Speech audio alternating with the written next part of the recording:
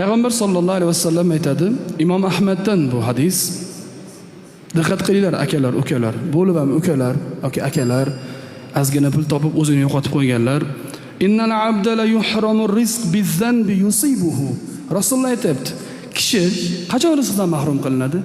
Kishi unga kelayotgan rizqi qachon undan to'siladi? Qachonki kishi rizqi ko'payib ketib, bosar tusarini bilmay qolib, cho'ntagiga 3-4 so'm tushganda o'zini yo'qotib, gunohlarga berilib ketar ekan, unga kelayotgan rizq to'siladi dedi Rasululloh sollallohu alayhi vasallam. Rasulullohdan rost so'zlovchi bormi? Bor. Alloh taolo. Alloh taolodan keyin Rasululloh sollallohu alayhi vasallam. Rasululloh yolg'on gapirmaydi. Mana bu hadislarning hammasi Alloh azza va jalladan bizga vahiy o'laroq, ya'ni Rasulullohga vahiy bo'lib tushgan. Qarang, qilayotgan gunohlari sababli bandaga kelayotgan rizq to'siladi. Shu yerda o'tirgan hammamiz o'zimizni kimligimizni, nimaligimizni, nima ish qilishligimizni, qandayligimizni zo'r bilamiz.